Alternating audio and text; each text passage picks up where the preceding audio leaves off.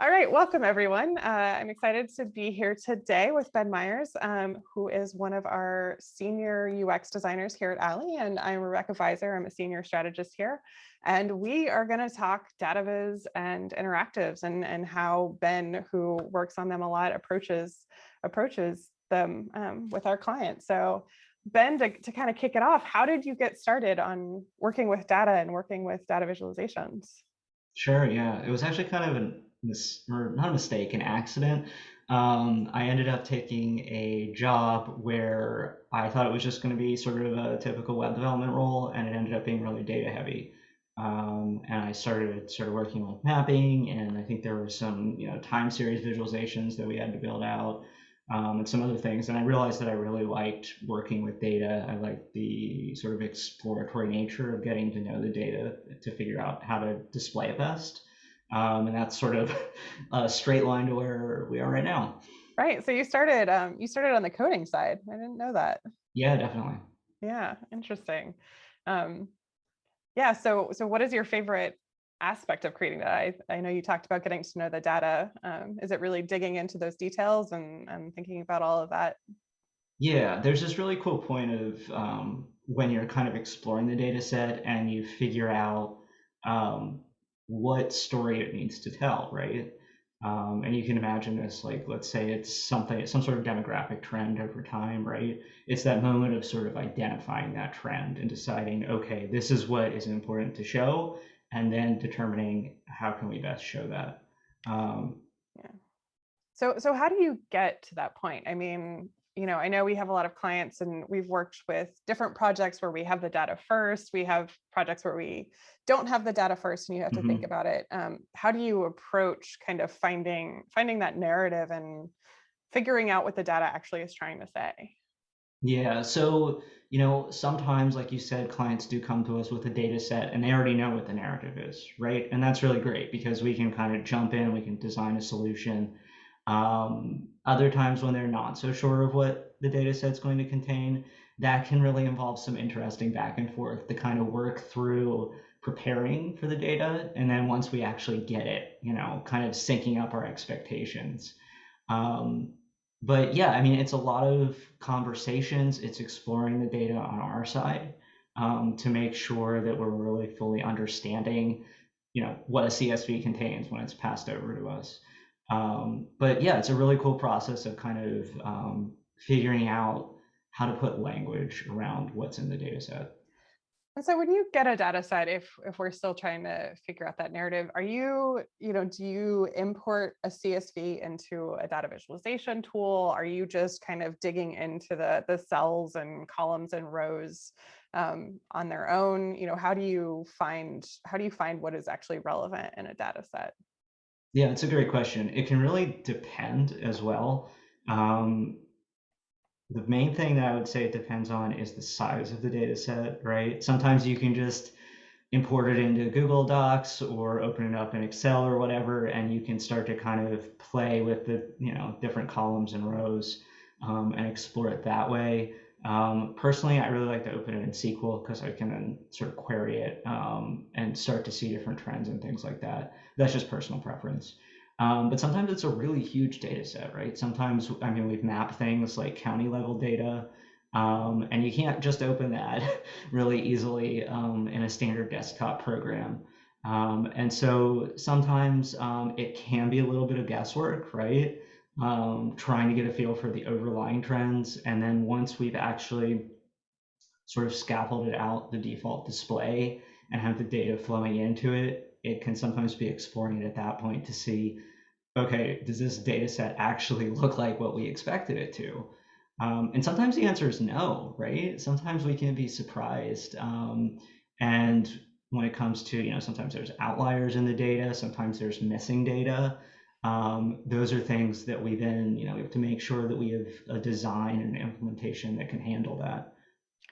Yeah, you gotta love null values and zeros, Oh which you're yeah, not all the expecting it to time. be. Or I think my favorite data visualization fail was we kept getting a data set that had zip code data, but they hadn't changed the Hmm. column to numbers. So Hmm. all of the Vermont, which a lot of the Northeast zip codes start with a zero. Yep. So if you don't change it to numbers, all those zeros vanish, or to text, I think actually. And yeah, it's those fun little moments where all of the data breaks your Yeah. visualization. So, you know, if the data doesn't look like you expected, or, if a client comes to you and thinks the data has a narrative that it doesn't, how do you handle those Mhm. conversations with clients, and how does that typically go? Yeah, I mean, the main thing that we really always want to stress is that we need to put the user's needs in mind, right? We want to think about the person who is coming to this visual or website or whatever it is, and what information do they need to get out of it. And usually, when we frame our conversations around this topic, it's pretty easy to determine and come to an agreement on what we want a visual to display. We want to make sure that it's true to the data, that it's representing it correctly. Um, and we want to make sure that it's not overwhelming people. And sometimes, that takes a little bit of conversation to agree on something. Sometimes, if we're fortunate enough, we can actually do some user testing and research to answer that question. That's kind of the best scenario.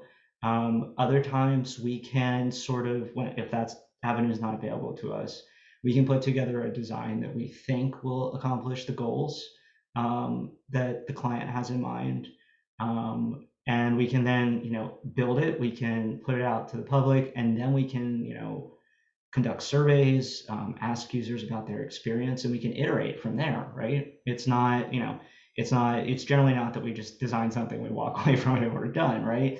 We want to make sure that we're improving it over time, that we're making sure that it's serving its stated goals. And that's something that we really enjoy doing, right? We like to make sure that our things are accomplishing what they're supposed to. Yes, kind of layering data on data when you have Yeah, analytical data on top absolutely. of the data that we're presenting. Now I know you've talked a little bit about, kind of using the data itself to show and design things, but obviously, we walk a balance, because to show data visualizations, a lot of times that takes some code work. Mhm. And we want to make sure that what we're showing is impactful, and that we're not developing things that we then have to throw out. What does the design process typically look like? Do you start with wireframes in some cases, and how do you kind of think through that without, creating actual live interactives that may not work?